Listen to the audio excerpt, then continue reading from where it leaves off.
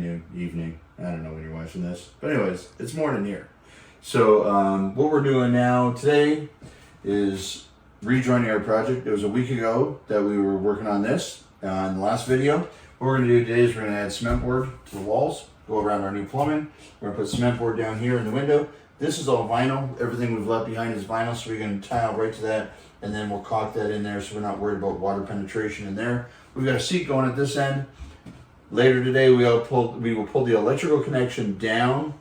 That's a dedicated 110 service for what used to be the jacuzzi tub. That'll get pulled down. We're gonna put it inside this wall here, and that's set up for heated floors when we do the floor part of this remodel. So we're gonna do a little cement board here. We'll show you how we attach it to the pocket door bracket, how we put all this together, and we got a little insulation put back in the wall where we ran our pipes up. But like any good contractor, I've got my midday snack here. It's 10 a.m. I think. I got my little panettone and my bougie coffee.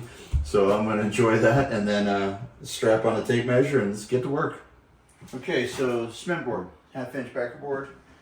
Some people do sheetrock, the whole shower, and then you put Curdy over it. It's an approved, installed, warranted installation. I'm a little old school. I still like cement board. I like the durability and the strength of cement board. I like the fact that I can come back 5 years from now and put an anchor in just about anywhere and add a grab bar. And with cement board, I know it's going to grab hold. With sheetrock in the back, holding on in that little butterfly anchor, it might sink into the sheetrock and not be as solid. It might come loose. So I'm just a little old school. Any of my lower sort of areas, up there I don't mind, but any of my lower sort of areas, I always make sure I've got cement board. So 3 foot by 5 foot sheet. So just quick measurement shows me I'm 36 3/4 here. So I'm going to start a full sheet right up there, come 3/4 off the floor. Not going to bother anything. And if I come along here to the edge of my window is 55 1/4. So I'm going to cut a sheet down 55 1/4. So I end here. I've got 4 studs there, so I can end here. And then my next sheet will pick up that way and go over here. And that is just over 5 foot. So I'll end up with a smaller piece, maybe in here or something like that. So just kind of lay out your strips where you want them. I like to. Today I'm here making my own pieces, and a lot of times I've got a guy on the site and he's helping me make my sheets, so I always just kind of sketch out what I want the piece to look like first. So do that, throw your measurements on there. It's pretty easy for the guy to go out and figure it out. We know we're going full 36 inch height, and we know we're going to go 55 1/4. Now let me just figure out the seat and throw that on there. We'll go outside and get a cat. I think we talked last week about my Ryobi pens. I like them. I like them a lot.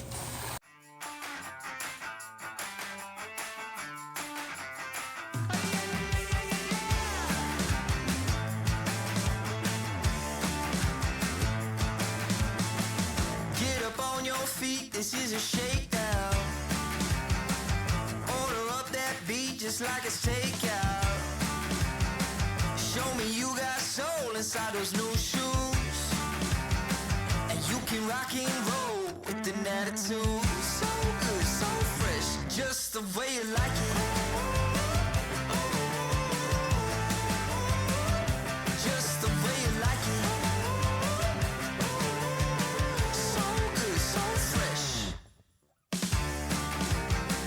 You're the new MC, you got the remix. Keep it on repeat, just let the beat kick.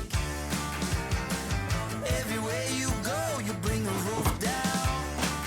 Starts here, here, here, here, here, here, and here, and here, and here.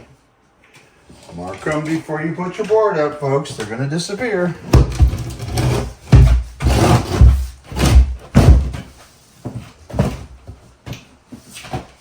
Tight fit, but exactly where we wanted it to. So lift that up there. Go ahead, slap a couple nails in it. Checkerboard. Some guys just throw enough nails in there to hold it on the wall and to hold the tile up. But I always tell my guys, when you're putting backer board up, don't think about just holding up the tiles that you're putting up currently. Think about down the road when some 300-pound gentleman needs a grab bar there to keep himself stable in the shower. They're going to fasten right there and there. Do you have enough nails in it to hold that up? That's what you got to ask yourself.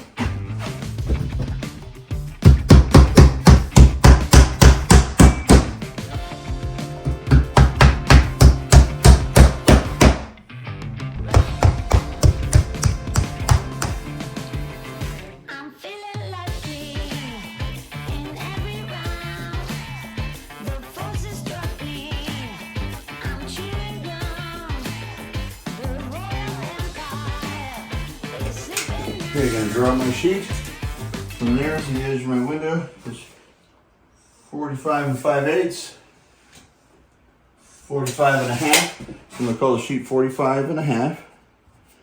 I'm coming up my 36. Then what I'm going to do here is I'm going to come up from here a little bit of a joint there. I'm 11 3/8. Mark it on the paper that way so I know I'm coming up. Wow, 11 3/8. It's because we use the laser level, remember? Come in here 5, 27 1/2.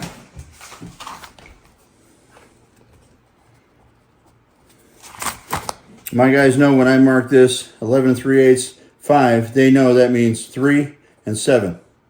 That means 9 3/8 and 13 3/8. I just marked the center point. They add 2 inches on all 4 sides. That gives you that space. That's the, remember the flange that they gave you that goes on there? We don't leave them on there. We take them off because the plumber's going to come back later. If you ever had to make an adjustment here or changes of it, that black thing's in the way. It's really hard to work around it. These are the holes here. There's a hole up here and there's a hole down here. Those are the 2 mounting holes for the cover plate that'll go on here. The trim out when we're done. So the 2 inches by 2 inches by 2 inches by 2 inches that go all the way around here, make sure the screws are easily accessible there. It also gives you good sight lines on all your fittings. So if you ever had a leak inside the shower, you've got plenty of room to take off that discussion. You can look and do a visual inspection of all those joints right there and eliminate that as your potential problem, if there was a problem down the road. Boom. I was training we've got another guy that started with us a week and a half ago, and I was training him last week a little bit. He's off one of our other guys laying the floor today. But I said to him, I said, when you're putting your cement board up, I said, I want you to make sure your letters are going the right way. And he looked at me and said, that's the dumbest thing I ever heard. How's that going to change anything? Does it change the structure? Does it change the adhesion? Does it change anything about it? Nope, doesn't change a thing at all. But you would be surprised how many homeowners walk in and see a sheet with their letters upside down. Now they don't think that you know what you're doing. Somebody.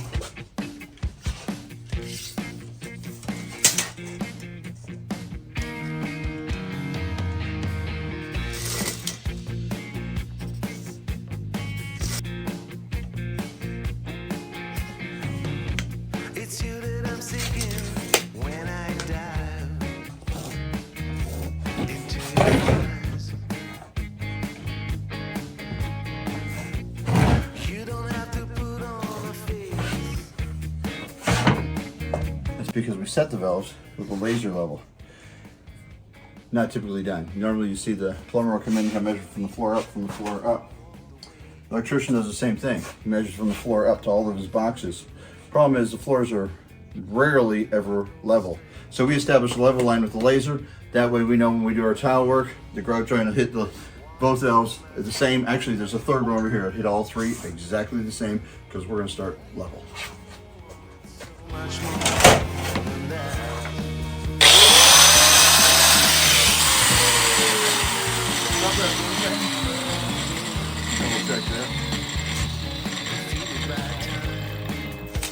It's perfect.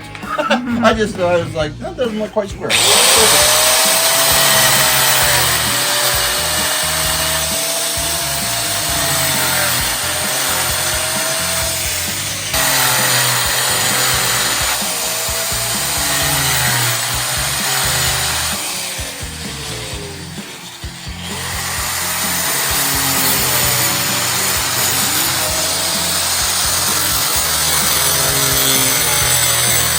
I loved you when we were one.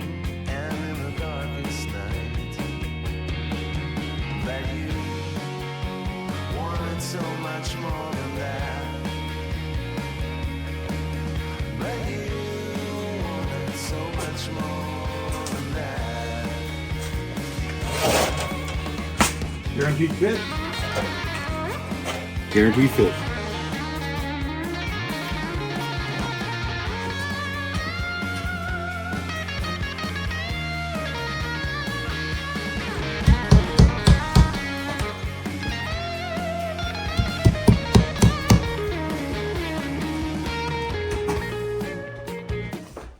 So, all right, so here's the thing. I think I was distracted by my camera person. So I took my measurement and that one's perfect. This one you'll notice is square from the corner because I use the same measurement here and here, but the valve's over here. So, do we all make mistakes? Yep, we do. Did we, edit over them and cover them up? No, we don't. We're honest. We say, hey, you know what? We missed. So what I'm going to do real quick here is I'm going to recut that, and the piece that comes out, I'll put in here, and I'll just patch it in. We're going to put Schluter over top of it. The membrane will hold it together just fine. It'll be strong. We all make mistakes. I knew there was 3 shower valves in the shower, so I was thinking they're all on the same wall. Let's run the right way. I can't wait to use the shower. The size of it. You and me both. That's awesome.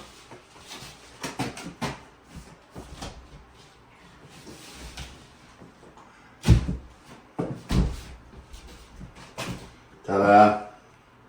Perfecto. All right, I'll go ahead and nail it. All right, so next we're going to do this sheet here, with these sheets on the end.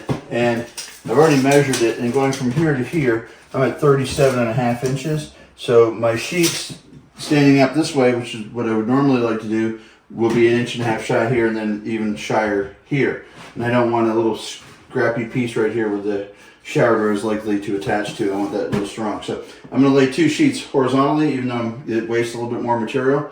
But my next thing is when I come up 36 off the floor, I'm up here. That means this whole seam from here to here is not really supported that great. Now there's this corner and all that. So what I'm actually going to do is I'm going to cut my sheet to 33 high. And that width, I'll put that sheet in first, and then I put my second sheet up. It'll go from there up to here, which is 30.5. So I can still get that out of a 36-inch piece. So I still get to do this with 2 pieces, but I've got this here as a strengthener behind the seam. I mean, you have seams all the time, like this seam and this seam, they're behind studs, or like this is not supported. But when there's the pocket door behind it, I just like to make sure that all my seams are well supported when they're behind a pocket door, and then I can run my screws into here and get that right and tight. So I have a question. Sure. When you nail the cement board here, how do you make sure that the nail doesn't scratch the door? 1-inch screws. So I use a 1-inch screw, and I put it through 1/2 inch of cement board. That'll bite 1/2 inch into this wood, so there's no chance of the penetration of the screw outside of that. Because if I used my 1 3/4 roofing nails, that would protrude into there, and yes, opening and closing the door would scratch the door, the paint off the door. Some people will say, not galvanized. Some people don't like that I use regular 2x4s for my curb instead of pressure treated. Let me tell you something. If your screws are getting wet, if your 2x4s are getting wet, shower's no good anyways. So I'm not worried about it. They're not going to get wet. Because of the waterproofing system. Correct. And if your waterproofing is letting water get into your screws, so you're concerned about them being galvanized, if it's letting the water get into your 2x4, so you're worried about them being treated, then your shower is a failure from the start before it even starts. So if those things are concerning to you, maybe rethink how you're waterproofing something. Just a suggestion.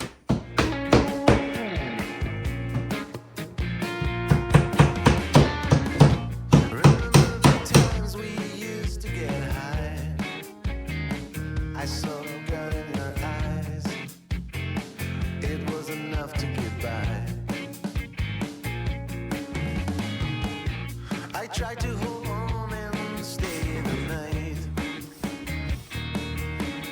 but you wanted so much more than that. But you wanted so much more than that.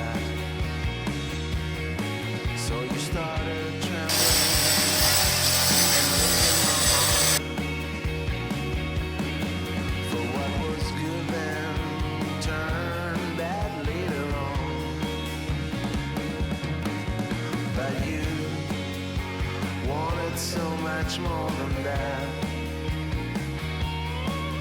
But you wanted so much more than that. While I'm standing here filming, I noticed this. This is classic James Boyd. He's always going so fast that he forgets to shut the car door. Sometimes he forgets to turn it off.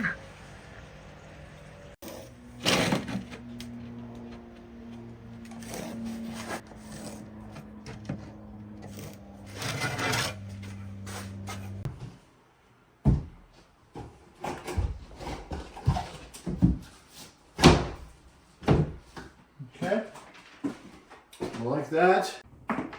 Jade has been supervising the project all day long. She's hard at work if you can't tell. What do you think, Jade? Are we doing a good job?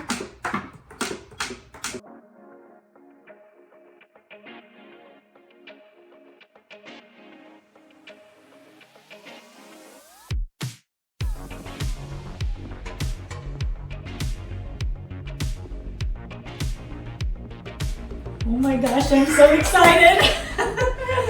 You know why? Why? Because I'm not looking at pink insulation anymore. True story.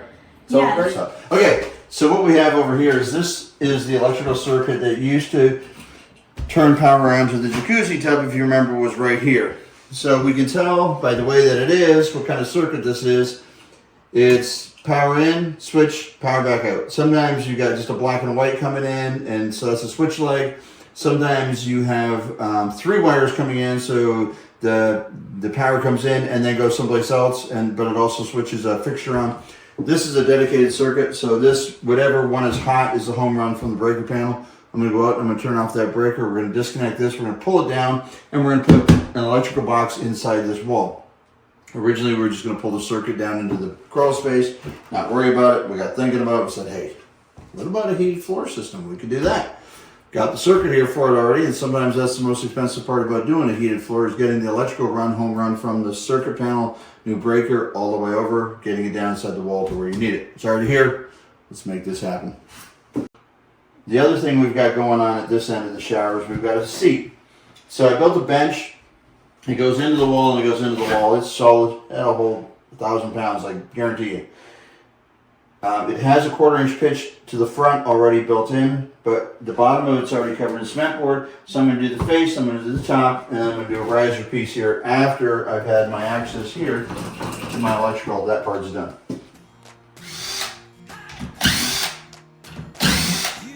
Why do you think the screws out, James? Because we forgot to do something earlier, so we're doing what we call in the business backwards work. Okay, so double gang box, single gang plaster something. I don't know what they call these things. But anyways, we'll mount this box back here in the wall. When we put sheetrock over it, only this will be exposed. But it gives me the space of a double box inside the wall to make my electrical connections. This is where the thermostat will mount back into for the heated floor system. What we'll do is we'll come in through the side here. We'll bring these wires up into here, come into the side with the electrical, so the supply is here. And then we will knock out a knockout of the bottom of this thing, and we're going to run a piece of string all the way down to the floor, and that string will hang out at the floor. And then when we're ready to do our heated floor system, we'll tie the lead for the heated floor system, the supplies, the return, and the 2 thermostat leads to their temperature sensor leads, I guess there, to that string, pull them up inside the box, and we can make all the connections inside the now finished wall. Alright, so I got no power here. The breaker, this is disconnected, and do I have proper wire dikes in the truck? Yes, I do. Am I going to go get them right now? No, I'm not. Why? Because when I finish my electrical, I get lunch. I don't want to waste any time. So we're going to cut these off here, and we're going to take my ground, which is all nicely twisted around so you can't get one wire out without the other one out. We're going to get these things out of here, and we're going to figure out which one of these is the electrical that goes to the outlet and which one is the circuit that comes in from the panel. I'm going to go down in the crawl space. I'm going to pull that staple so I get the one wire to just rip right out, and that'll be my supply, my feed, and then I'll have the supply, which I'm going to bring inside this wall, get inside this box. While I'm down there, we need a shower drain in the middle of this area here. Obviously, constraints of floor joists and that sort of thing, I got to be careful where I put it. I would like to get it as close to the center of the two shower valves as I can. When I'm down in the crawl space, I can see this piece of plywood that's a temporary patch. And from there, I can measure over how far I can come this way, how far back I can go that way. I'll get those measurements while I'm down there. I'll pull out the staple that's holding up this wire so I can get that out of here. Probably pull that wire down while I'm down there. And lunchtime. You and me, let's get together now, you'll see just how life is supposed to be. Come on.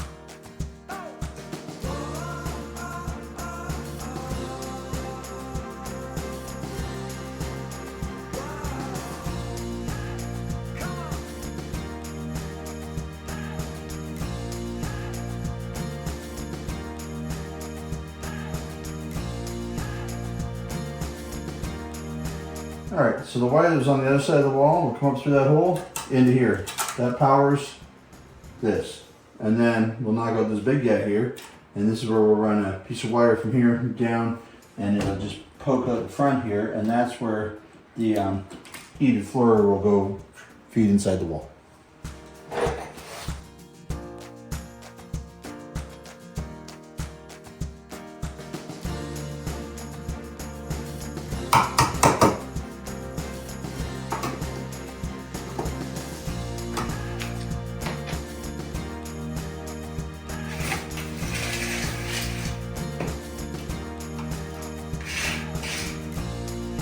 This wire is simply here for the purpose of pulling wires up later. It's not here for electrical reasons at all.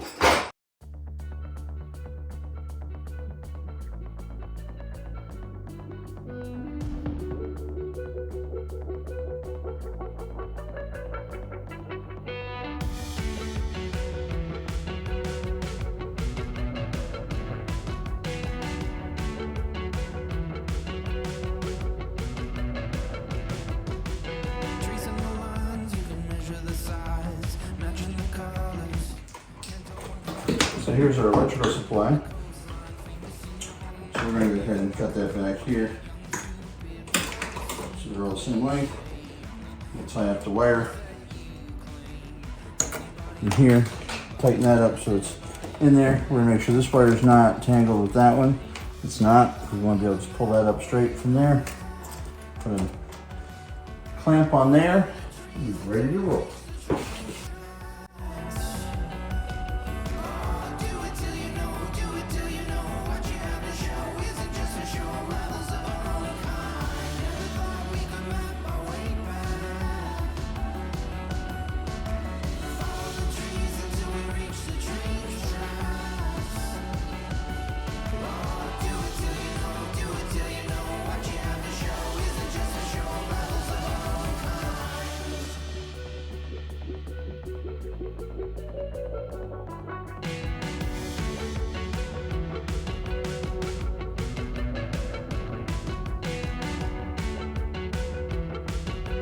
Alright, so what we want to do is we want to put the drain in the floor.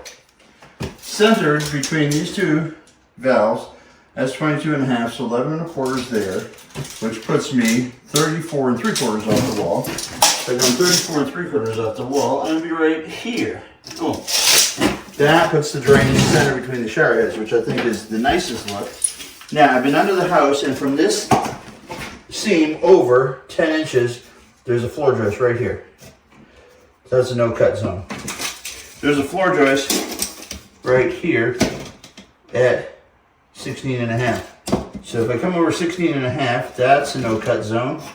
And that's a no-cut zone. That's centered off the wall. The shower itself is 18.5 to center. So if I went right there, and right there, I can get my 2-inch pipe right there, And that allowed me to be drain central, front wall, back wall, and between the two shower heads.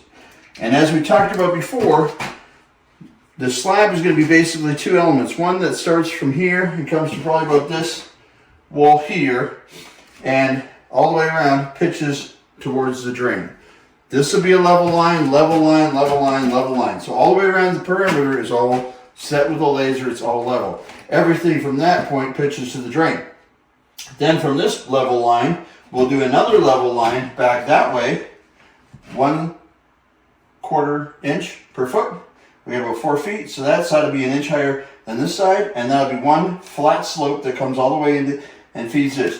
So basically, any water that doesn't stay in the regular shower area, which will be about 99% of it, anything that gets out this way, standing over here, toweling out, dripping, whatever, that water will flow straight until it hits this slab. Once it hits this slab, it's headed to the drain anyways. So that'll be the layout of our drain. That'll be another video. You'll see that, but we're going to go ahead and pop the hole in here for the shower. We're using a Schluter drain. My preference for the Schluter drain is a 2-inch pipe and a 4-inch hole. So we're going to go ahead and drill a 4-inch hole right centered on that.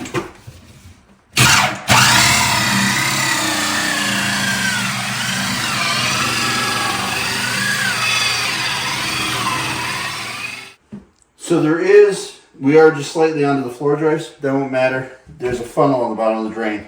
As long as the center 2 inches is clear, which it is, we'll be just fine. So you'll see that next time.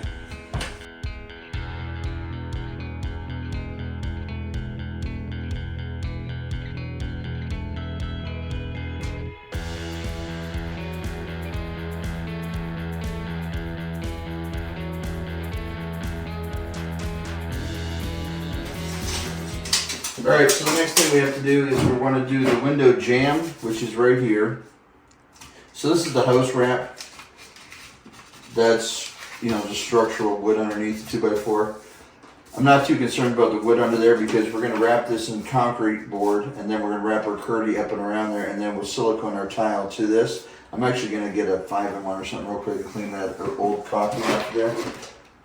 That window will receive very little water. The shower comes this way. That will hardly get wet at all. The bottom of this will be pitched out so that it drains well and keeps water away from the sill. But that'll all be waterproof through there, and I'm not even concerned a little bit about that. And This is called construction yoga.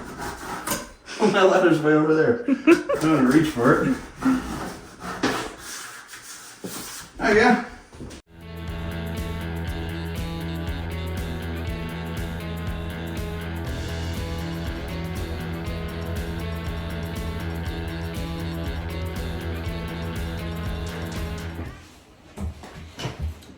All right, so on today's episode, you saw us put up the cement board, do the electrical for the heated floor system, put the drain hole in the center, and make a little boo-boo over here that we have since remedied. I say we get changed and head on up to the towel store, pick out some towel to put in this thing. I think that's a great idea. You want to do that next? Yes. All right, guys, stay tuned. We're about to go up to the towel store. Now, this All is things something, disclosed.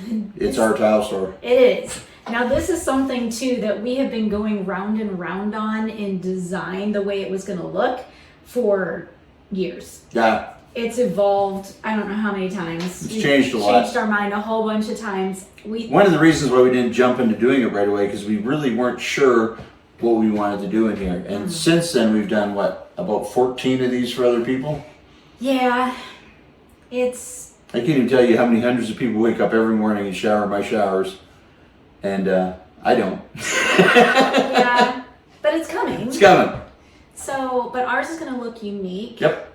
And because we're going to pick materials that we want. Yep. Not necessarily for resale, just something that we enjoy. That's right. So that'll be a bit of a challenge. We're going to use some large format tile. We're going to do a pretty cool large format shower floor tile. We got some ideas for it here. We got heated floors coming. We're going to try to build our own vanity. Yeah. Some granite countertops. we got a lot going on in this bathroom, so we're happy to share it all with you guys. But anyways, thanks for joining us for this part, the construction part in the house. Next time you see us, we'll be in our showroom. All right, guys, talk soon.